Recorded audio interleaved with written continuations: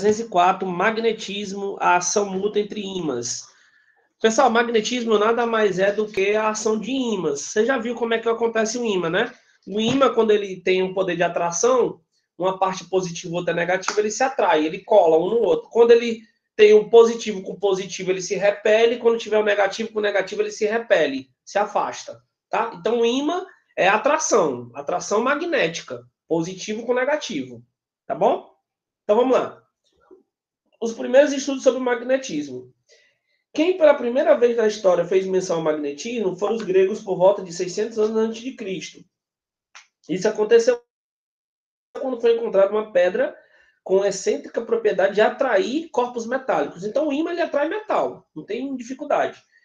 Em uma região chamada Magnésia, localizada na Ásia Menor, hoje em dia conhecida como a Turquia, a pedra foi chamada de magnetita. Então magnésio vem lá da Turquia, na época lá na Ásia Menor, beleza, se originou dali. Lembrando que a magnetita é formada por um composto de ferro mais o oxigênio, tá? O F3O4. É chamado também de pedra-ímã, tá? Por causa da magnetisa, passou a se chamar de ímã, a substância capaz de atrair outras substâncias, e para essas propriedades chamamos de magnetismo. Magnetismo nada mais é do que a atração entre o polo positivo e o polo negativo. Hoje eu vi a Ingrid em Baturité. Só cortando aqui o assunto. Página 305. Se suspendermos um ímã por um fio, ele irá se orientar na direção norte-sul, geográfica do local onde se encontra. Isto é, os polos do ímã irão se orientar na direção dos polos da Terra. Dessa forma, a parte do ímã que se voltar para o polo sul geográfico da Terra é denominado polo sul. E a parte do ímã que se voltar para a parte geográfica da Terra é denominada polo norte. Ele está mostrando no desenho aí, ó. Tá? Você tem um ímã aí, ó, onde o polo positivo, vamos dizer aqui que o polo positivo seja o sul e o polo negativo seja o norte. Quando eles forem se atrair, eles vão se atrair com polos diferentes. Os polos que são iguais, eles vão se repelir, tá? É isso que ele quis dizer. Ok? Polos iguais se repelem. Polos diferentes se atraem. Ok. Não é possível separar os polos de um ímã. Quando partimos do ímã ao meio, passamos a ter dois novos ímãs. Então, quando você quebra um ímã, você passa a ter outro ímã. Você não vai repartir o polo positivo e negativo. Não tem como. Tá bom? Com seus respectivos polos magnéticos. Não importa quantas vezes partimos o tamanho do ímã. O ímã sempre terá seus dois polos e não perderá essa propriedade de atrair outros corpos. Entretanto, quando exposto a altas temperaturas, o que acontece quando a gente coloca o ímã a altas temperaturas?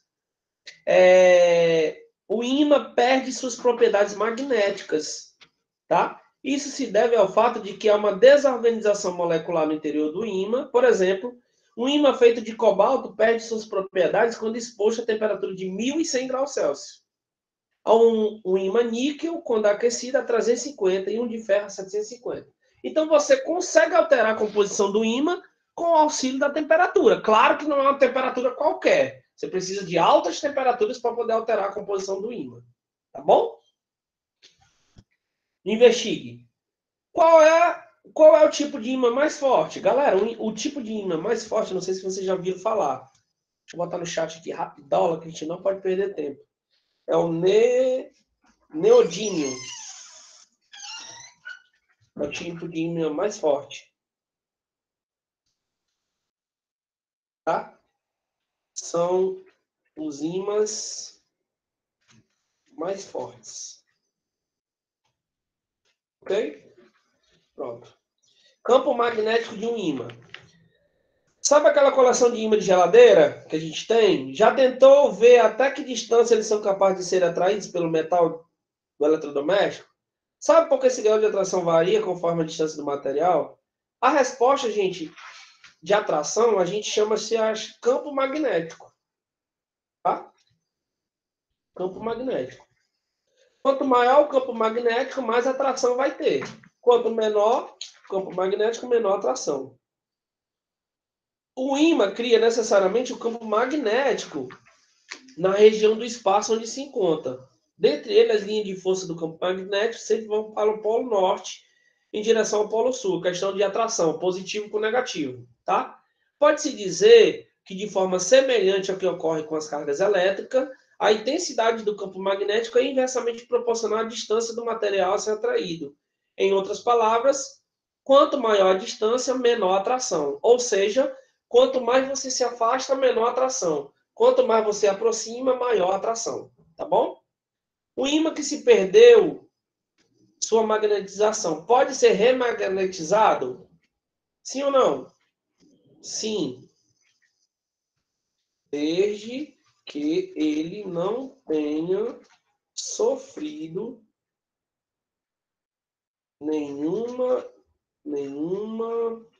influência de altas temperaturas, ele pode voltar a ter sua força magnética de volta.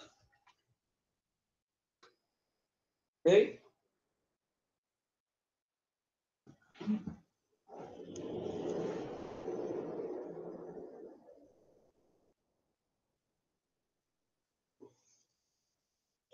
Ok, vamos lá, continuando. Substâncias magnéticas são aquelas que podem ser atraídas por um ímã, como ferro, cobalto, níquel, algumas ligas metálicas, aço, latão. Mas há também algumas substâncias que não sofrem nenhum tipo de atração pelos ímãs. Essas substâncias são chamadas de amagnéticas. Por exemplo, a borracha, a madeira, o plástico. Ou seja, todas as substâncias que têm atração com ímãs são chamadas de substâncias magnéticas. As substâncias que não têm atração com ímãs são chamadas de amagnéticas. Tá bom? O A para dizer que não é. Esse processo, pessoal, é importante notar ainda que algumas substâncias, como o ferro, não possuem propriedades magnéticas por natureza. Mas se atritadas ou mantidas em contato com o ímã por um determinado período de tempo, passa a adquirir propriedade magnética. Esse processo é conhecido como imitação. E essas substâncias são chamadas de ímãs artificiais.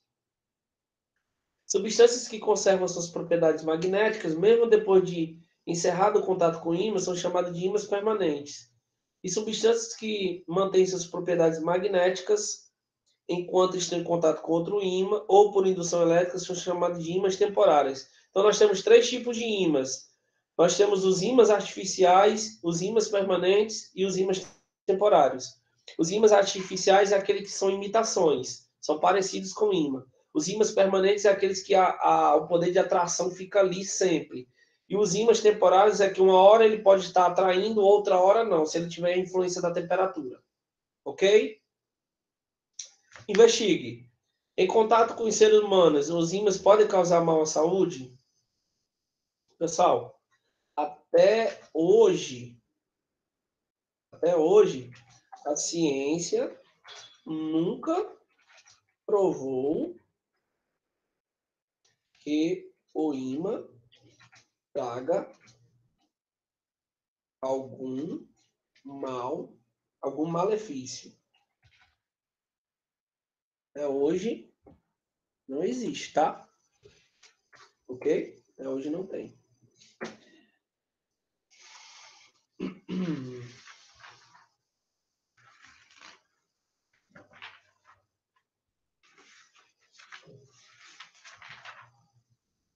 Vamos lá.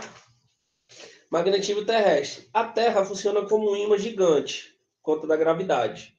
Isso pode ser constatado observando seu comportamento de agulhas magnéticas, como em bússolas. Um fato curioso é que no polo sul geográfico da Terra e o seu polo norte magnético, e o polo norte geográfico da Terra é o polo sul magnético. Ele está tipo dizendo como se fosse o polo positivo e o polo negativo.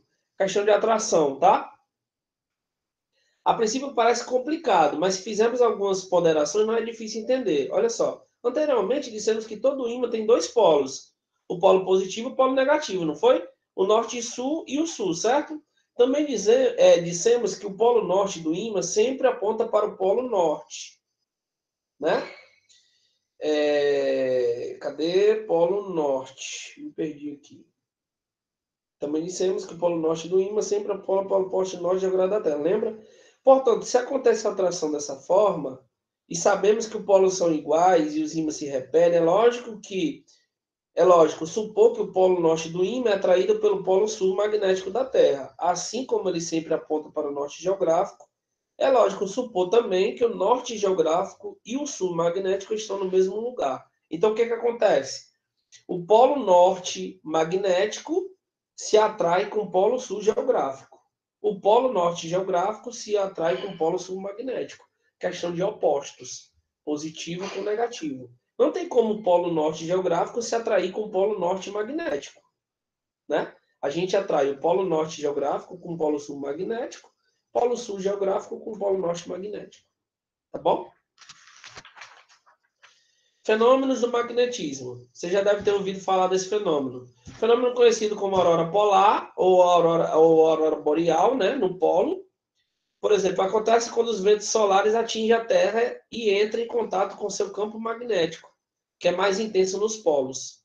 Esses ventos solares são um fluxo rarefeito de plasma quente, gás de elétrons livres e cátions, emitido pelo Sol em todas as direções, um resultado de milhões de graus de temperatura de camada mais externa da estrela e coroa solar, tal processo que é essencial para a formação do ionosfera terrestre, é comparável a uma tela de televisão na qual elétrons atingem a superfície de fósforo, alterando o nível de energia das moléculas e resultando na emissão de luz. Então, na verdade, o fenômeno magnetismo, ele nada mais é do que o fenômeno comparado à aurora boreal, né?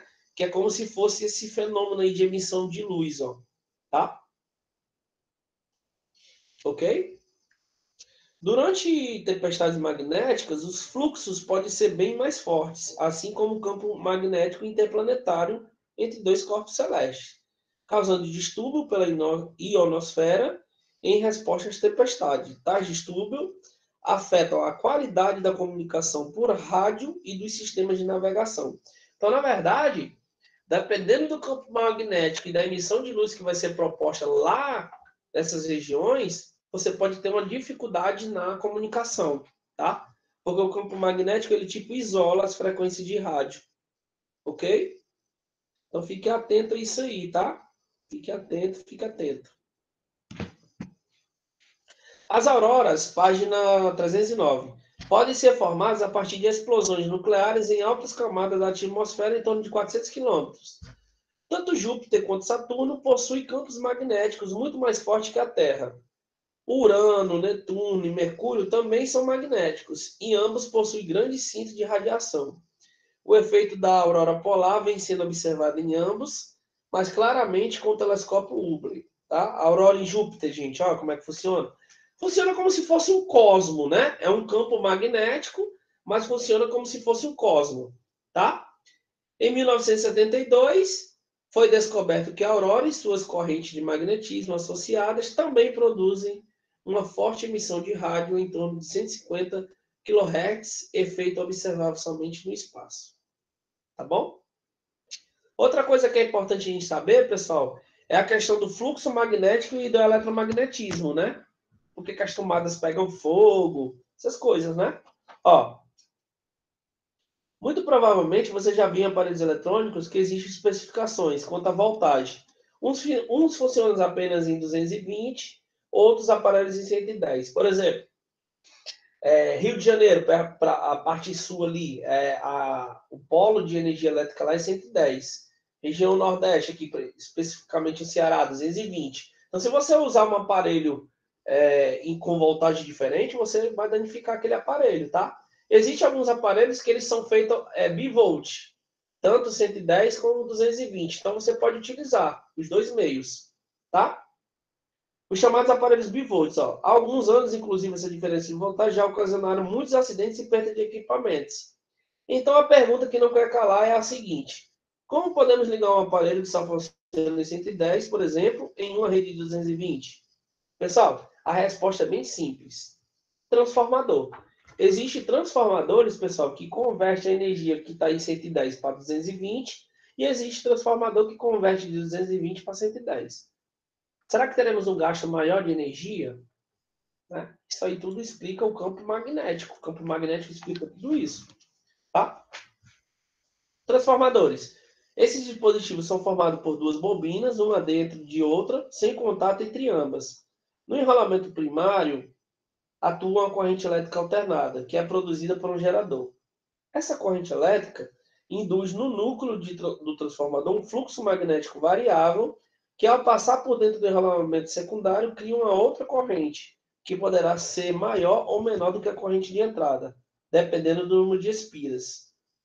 A relação entre a voltagem primária e secundária, bem como entre as correntes nesse enrolamento, pode ser facilmente obtida se o primário espiras e o secundário. Nessas espirais, a voltagem do primário está relacionada à voltagem do secundário. É tipo assim, deixa eu explicar para você de forma mais clara. Digamos que eu tenho um aparelho 110. Para mim utilizar aqui no Ceará, eu tenho que ter um cabo, né, ligado, eu tenho que ter um cabo que vai ser ligado do ar-condicionado para o transformador e do transformador ligar na tomada. Se eu ligar o meu aparelho que está 110 diretamente na tomada, buf, papoca, e eu perco o meu equipamento. Agora, se eu ligar o meu equipamento no transformador e o transformador ligar no 220, a energia que está sendo 110 vai ser transformada para 220, tá? Isso aí a gente usa muito quando muda de um estado para o outro, tá? Ok. O que torna o planeta Terra um imã? Em 1600, após concluir estudos decisivos com a bússola, deduziu que o interior da Terra deveria ser formado por alguma espécie de rocha magnética, provavelmente a própria magnetita que ele pesquisou. Sabemos que o núcleo do nosso planeta é formado por ferro e níquel, submetidos a altíssimas temperaturas e pressão, e ambos são facilmente magnetizáveis, tá? Daí veio o estudo de Marie Curie, na época da lei dos gases, você vai estudar isso aí no primeiro ano, envolvendo o poder de atração de um ímã com os gases, tá bom? A bússola e os tipos de ímã. No mundo dos smartphones e de aplicativos de localização, parece improvável que tenha existido um objeto como a bússola. Entretanto, por muitos anos, a bússola era o equipamento mais utilizado para se situar geograficamente. A palavra bússola é italiana e significa pequena caixa. É exatamente uma pequena caixa composta de uma agulha magnética no horizontal suspensa pelo centro da gravidade, que aponta sempre o eixo para o norte, a questão de atração, né? Nós temos o eixo sul e o eixo norte, tá? Dada-se pelo mesmo século XV o conhecimento da declinação magnética, a diferença era entre o norte magnético, indicado pela agulha, e o norte verdadeiro. E possivelmente ele foi descoberto pelos portugueses, né? Eles usavam muito nas grandes navegações, na descoberta do Brasil, por exemplo, né? Para poder se localizar em termos de grande navegação, tá certo? Vamos responder esse exercício sobre memória? A bobina de entrada de um transformador de campo elétrico é de 4.000 volts.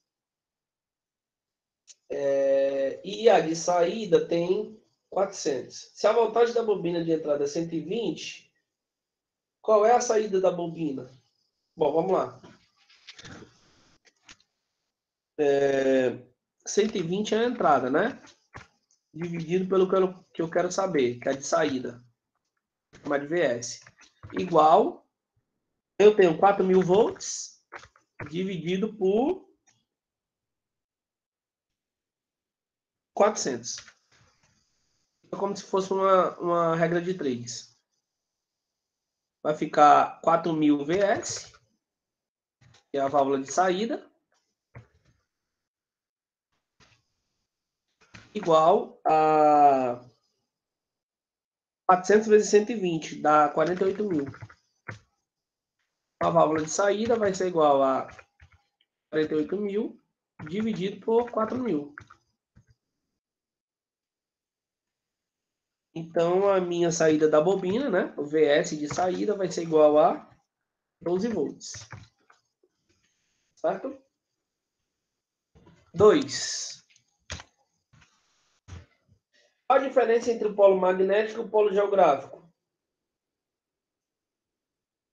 Bom, a diferença é o seguinte. O polo geográfico é o ponto que se cruzam, né?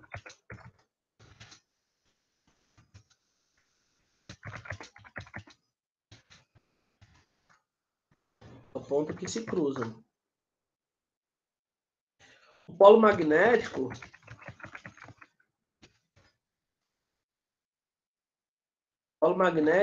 é o ponto de interação ou de atração eletromagnética.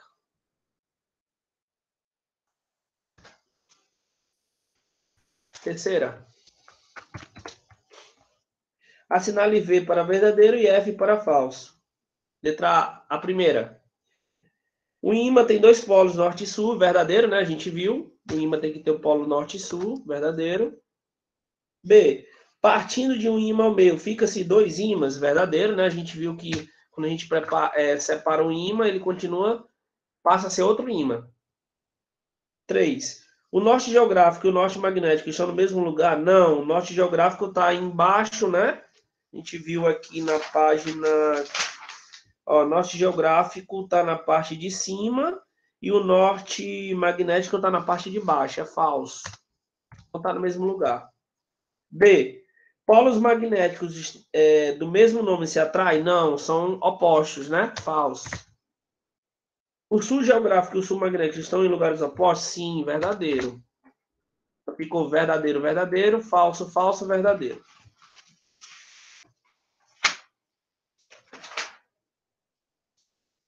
Ok? Bom, aí para a gente finalizar, a gente tem a atividade. Talvez não dê tempo a gente ver toda, mas aí no final dou o gabarito para vocês, tá bom? E, na verdade, esse capítulo é muito pequenininho, não tem muito mais teoria do que cálculo. Na verdade, nem tem, né? Só aquele cálculo que eu fiz ali. Então, página 316, primeira questão.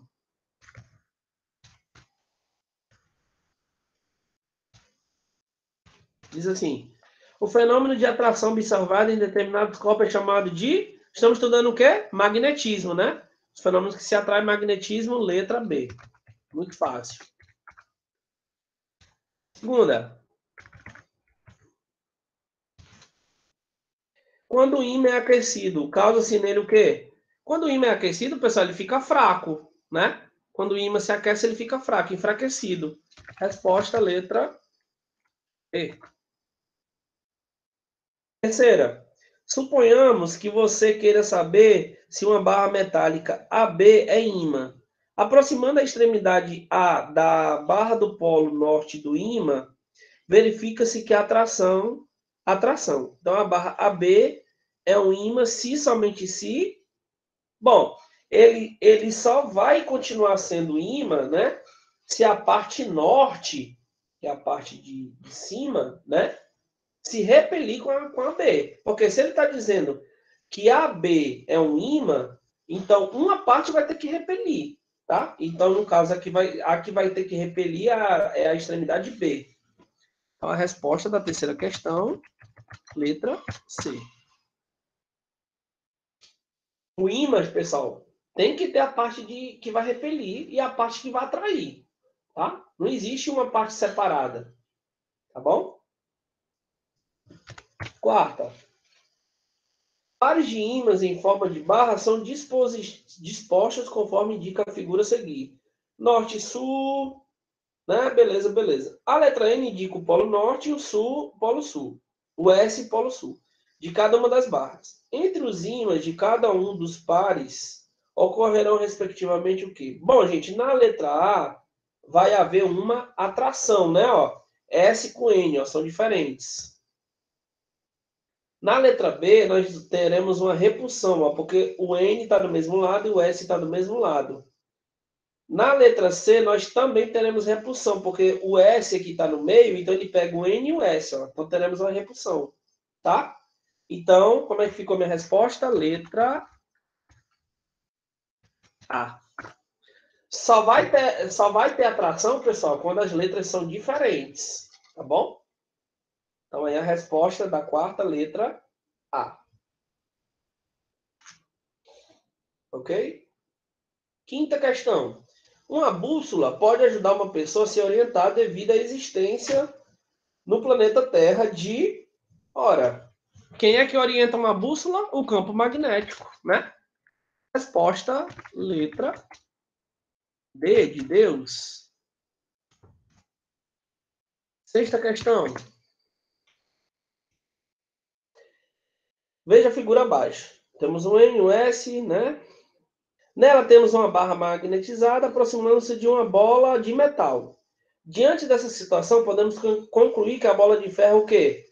Pessoal, a bola de ferro vai ou não vai ser atraída? Vai, ela vai ser atraída por qualquer um dos dois polos, tá? Será atraída por qualquer um dos polos da barra, qualquer um, ok?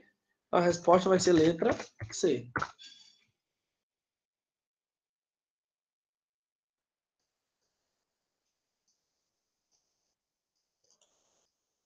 Letra C.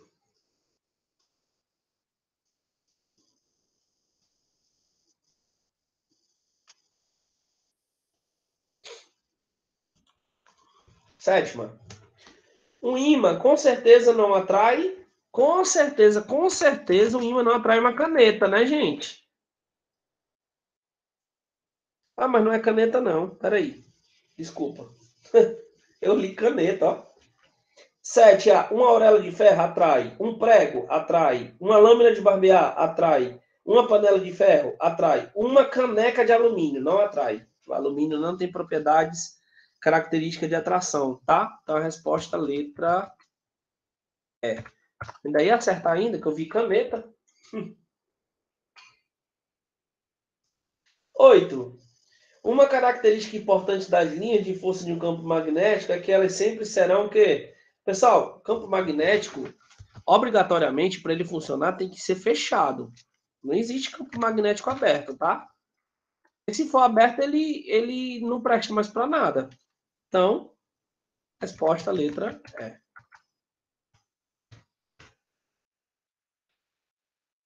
9. Um ímã em forma de barra, com seus polos norte e sul, é colocado sobre uma superfície coberta com partículas de limalha de ferro, fazendo com que ela se alinhe segundo seu campo magnético. Se 4 pequenas bússolas, 1, 2 e 3 e 4, forem colocadas em repouso na posição indicada na figura, no mesmo plano que contém a limalha, suas agulhas magnéticas orientam-se para agulhas do ninho do campo magnético criado pelo ímã. Desconsiderando o campo magnético terrestre e considerando que a agulha magnética de cada bússola seja representada por uma seta e que se orienta na mesma direção e no mesmo sentido do vetor campo magnético associado, ao ponto em que ela foi colocada, assinale a alternativa que indica corretamente ou correta a respectiva configuração das agulhas. Pessoal, quando eu coloco a agulha no primeiro polo, né, aqui, de acordo com a limalha de ferro, vai ter a seta vai ficar para o sentido direito, tá? Na 2, na 3, que é o processo inverso, né? Sentido esquerdo. Na 3, sentido direito, e na 4, sentido esquerdo. Um repelindo o outro. Um positivo, negativo. Um positivo, negativo. Tá? Então, como é que fica a resposta? Letra C. O que está mais cabível aí dentro das nossas alternativas. Ok? 10. O professor de física mostra aos seus alunos 3 barras de metal, AB, CD e EF. Beleza. Que podem ou não ser magnetizadas. Com ela, faz 3 experiências que consistem em aproximá-las e observar o efeito da atração e repulsão, registrando na tabela a seguir. Após experimento e admitindo que cada letra pode corresponder a um único polo magnético, seus alunos concluíram que, vamos lá, A, B, C, D ocorre atração, A, B, D, C ocorre atração, C, D e E, F ocorre repulsão.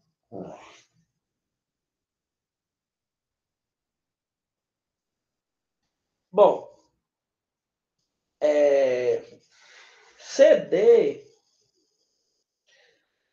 CD é um ímã, porque tem atração, né? Ó, um ímã, né? Então tem CD na segunda placa de cima e na terceira placa de baixo.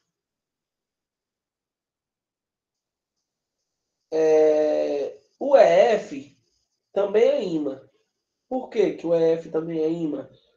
Porque o CD, por ser um ímã, ocorre atração, e o EF, por ser ímã, ocorre uma repulsão, tá? Então, o que eu posso garantir de antemão? Que C e D, e E e F são ímãs, tá? A resposta da 10ª letra B. 11. Substâncias amagnéticas, ou seja, né, que não sofrem nenhum poder de atração, são substâncias que não sofrem nenhum tipo de atração pelos ímãs. Resposta letra B. 12. Uma bússola aponta aproximadamente para o norte geográfico, por quê? Norte geográfico é aproximadamente ao norte magnético? 2. O norte geográfico é aproximadamente o sul magnético? 3. O sul geográfico é aproximadamente o norte magnético? E 4. O sul geográfico é aproximadamente o sul magnético. Os itens que está certo aí, pessoal, é 2 e 3. O norte geográfico é próximo do sul magnético. O sul geográfico é próximo do norte magnético. Tá? 2 e 3. Resposta da 12, letra A.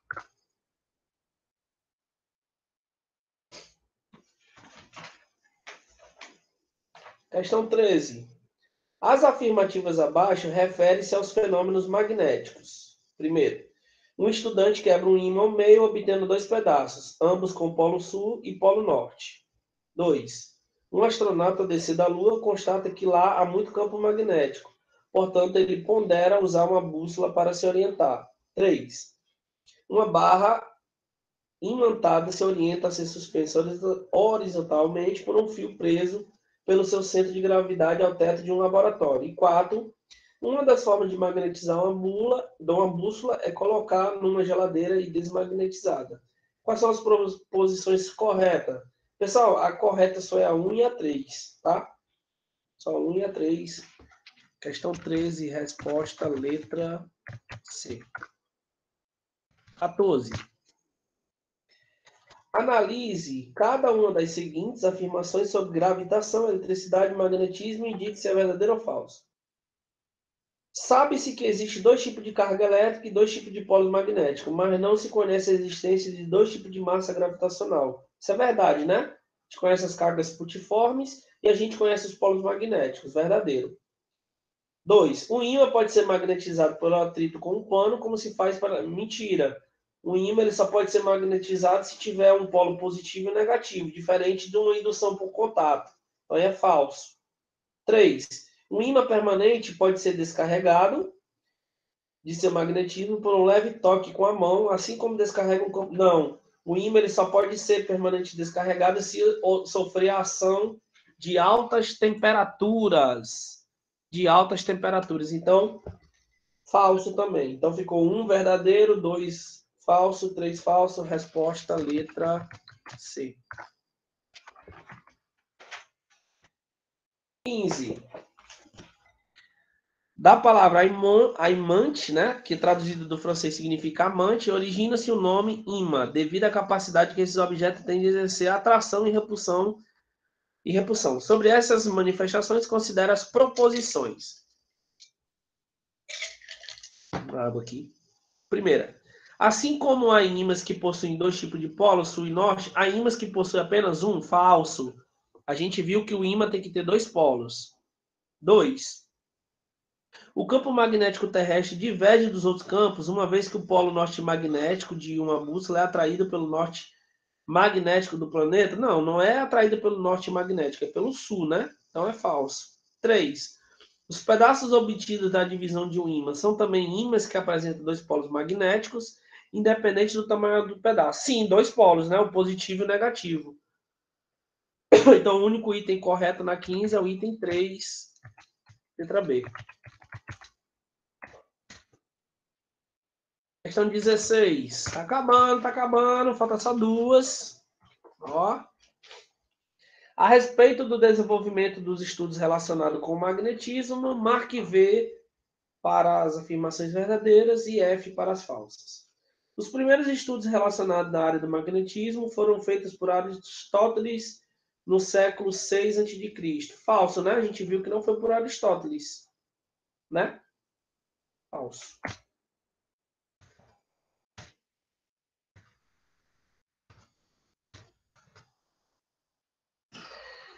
A utilização da bússola provavelmente foi a primeira aplicação prática do magnetismo. Verdadeiro. A relação entre magnetismo e eletricidade só foi aceita no século XX com o estudo de Michael Faraday. Mentira! Lá no século XV. O experimento de Austin, realizado no século XIX, abriu caminho para estudos relacionados à óptica. Não, a óptica já existia antes disso. Falso. Certo? Então, 16.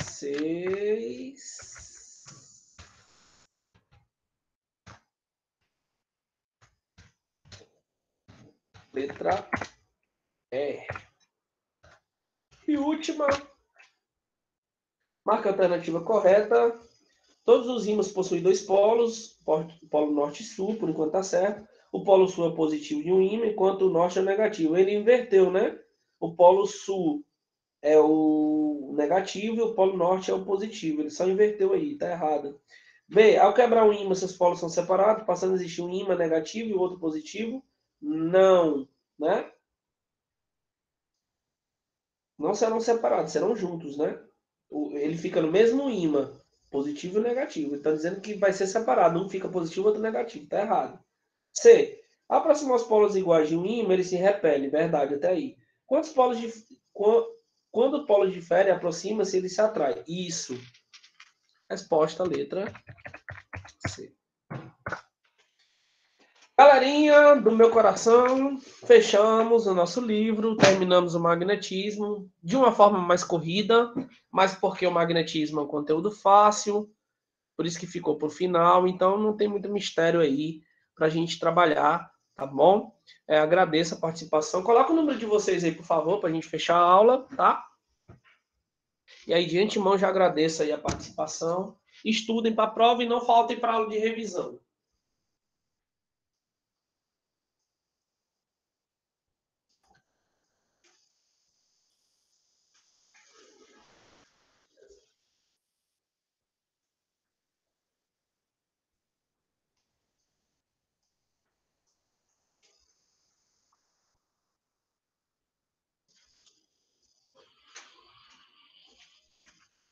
Tchau!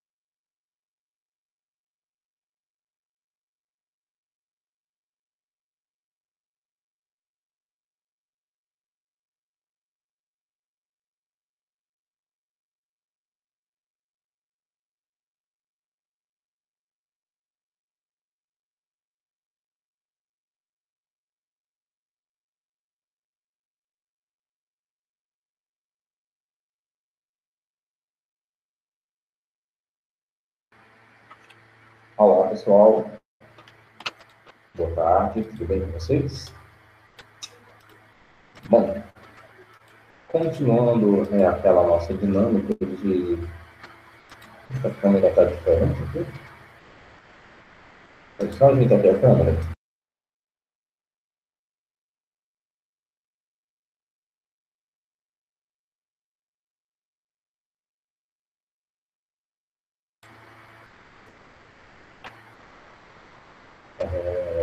Bom, parece que não ajeitou muita coisa, né? No começo estava ruim, e agora parece que está no começo. Mas vamos lá, né? Bom, continuando, como eu ia falar, aquela nossa dinâmica de atividades. Atividades não, desculpa, de temas de redação que eu passei para que vocês voltassem e tudo mais, para a gente escolher o tema. Gente, essa carinha tá muito boa, não.